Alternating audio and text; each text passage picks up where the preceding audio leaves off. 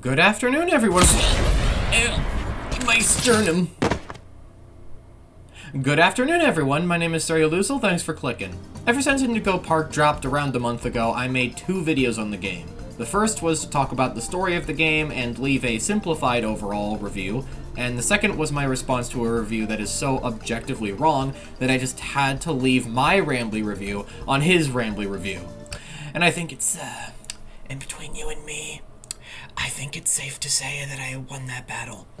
However, after looking over the comments of these videos, people have pointed out some mistakes I failed to notice previously. Some points I tried to advertise weren't necessarily brought completely to light, as I made it seem someone was completely wrong, but in reality, only 20% of the video is about that. And there are some agreements that I made that weren't accurate to how I felt back then. And those feelings have only amplified since I found new info. So, let's do it right this time. I will mention these mistakes and talk about why I was wrong in some areas, and how I feel now that I have a better understanding of everything laid out. If you enjoy this video, please consider subscribing to the channel as we try to reach 20k before the end of the year. And be sure to like the video so that it can be reached out to more people. You alone can indeed make a difference. Now, onto the task at hand.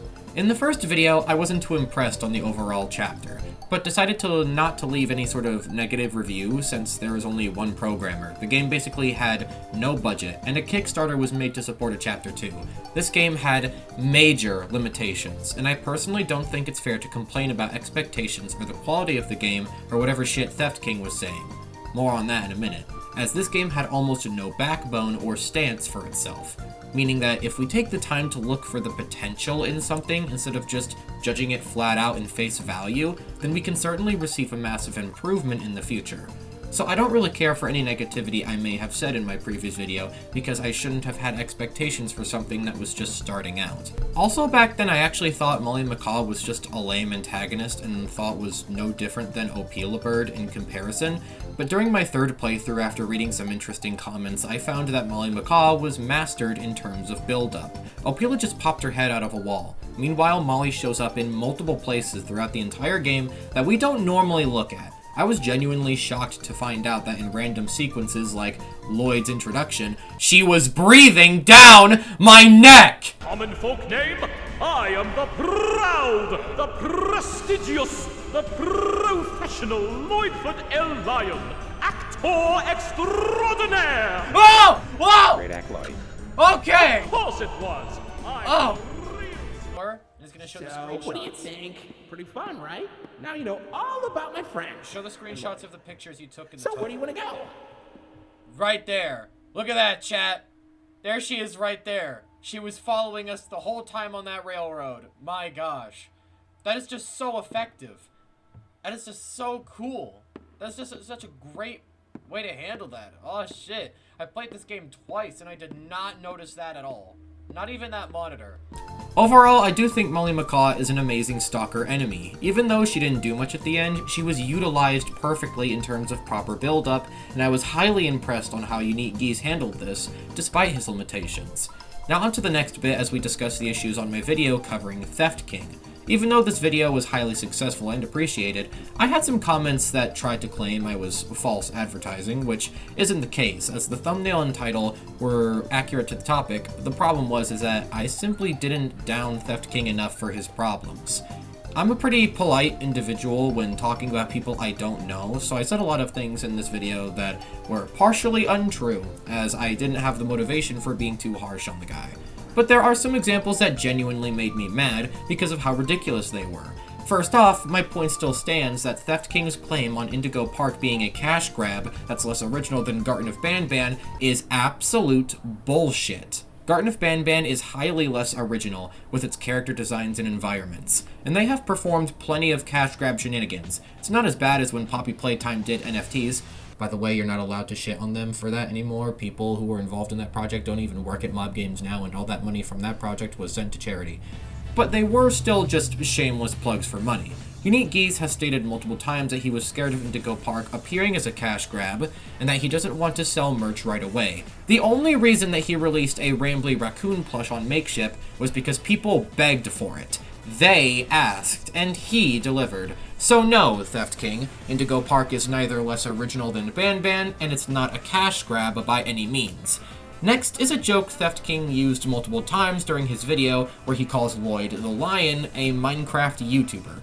Isn't it that Minecraft YouTuber who, like, did bad stuff? Prestigious, the professional Lloydford L. Lion. Yeah. Actor extraordinaire. It's the Minecraft YouTuber who got in trouble.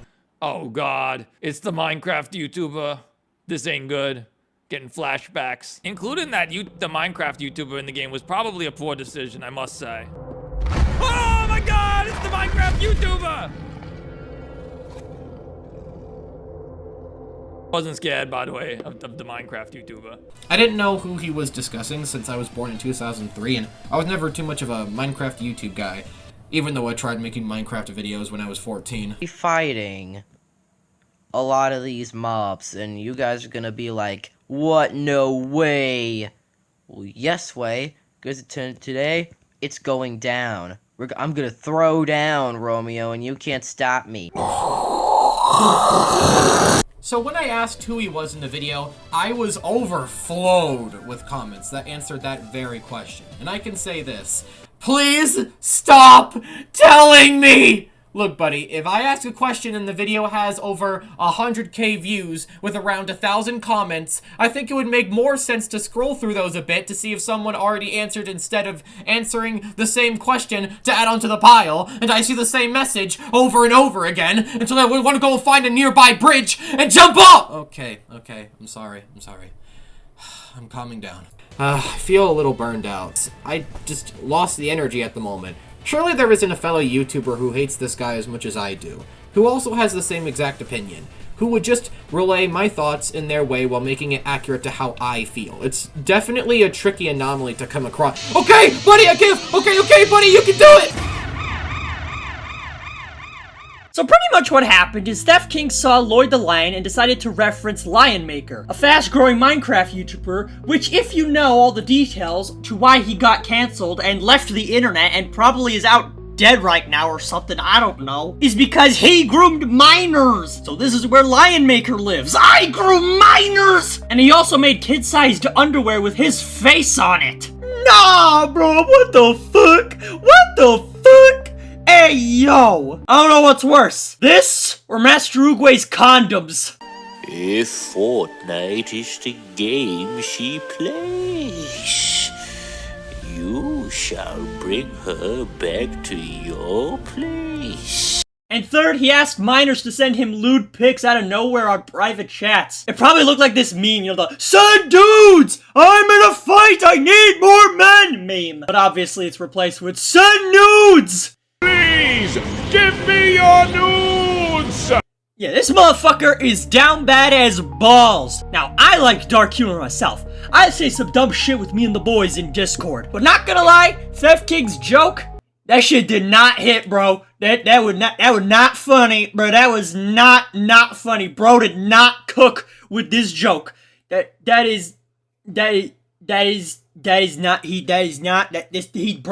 did not cook. But I moved on from this at the time of writing this. Wait, I didn't write this. I assassinated the dude who wrote this, and I'm reading the script myself now. Wait, hold up one sec. I'm gonna revive this guy, and then I'm gonna get out of y'all hair. Ready? Alright. Clear! Okay, I'm leaving now. Piss off. PNG of Alex flies away.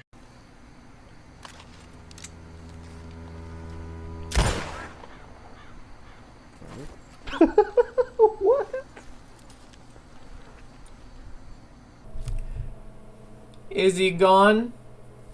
Oh, okay, thank goodness. Actually, whoever just showed up here definitely was spitting hot facts, let's be real. Basically, if I were to make these points, it would be the same. Rambly doesn't appear in multiple sections of the game, so he isn't given the entirety of the screen time, so he's not a massive crutch the game leans on, in Theft King's words. And also, some theme parks do exist in the middle of nowhere, but since we enter the forest, the park could canonically have a bunch of short trees around it. It doesn't have to be a tall forest. Breaking the game doesn't count as we are not supposed to see outside anyway, because nobody except him cares. We are in a theme park, that's the bottom line. You shouldn't care if you can't see stuff outside, that's not the purpose of the game. And you just doing a walking simulator isn't fair as well. This game has barely any power in the dev team. Choo Choo Charles was made by one guy, yes, but like my friend over in this video said, that people learn at different paces. Making different ways to play the game is a lot of pressure for just one guy that's in college. The last thing I want to touch before my final review is the critter cuff. I want to make this clear. I always knew of the existence of hotel wristbands. I knew canonically why it was there. What I was saying was that it doesn't do much. Sure, it scared off Lloyd, but that's not a gameplay mechanic. It just opens doors. But I'll still apologize for giving it a bad rep because it is the first chapter, and concepts like these need more time to be expanded upon. So I'm glad we could clear up the issues and bring forth a little more justice this time around. So after everything I have discussed, what are my final thoughts on Indigo Park? I think it's an amazing in terms of potential. This game isn't going in my top 10 or anything, but I do enjoy this game every time I play it. Spotting out the secret Molly Macaw encounters brought a lot of shock when I discovered them the first time around, and it made the villain of the chapter a lot better written in my book. The critter cuff is a genius way of putting a plot device in a game where it makes sense realistically. The story itself has a strong premise, and since settings like FNAF Ruin are my absolute favorite in a mascot horror game, it definitely hooked me, and the characters all look cool and well designed. Why, they aren't my most favorite, but they are great. Rambly is by far the most entertaining aspect of the chapter, and it would be more boring without him. And I do actually love the Rambly review song, as it's a cute way of asking people to leave their thoughts and discuss the changes they wish for, so that they can be made. Except for these ones. You guys have not heard anything about self-restraint. This is a great start to a game, and I'll definitely be on board as it did catch my interest. Thank you so much for watching. My upload schedule has been changed to Thursday, so weekly videos will still be a thing. Also, I will be doing a Q&A next week, so if you guys have a question for me, please type it in my video announcement post. Take care now. Love y'all.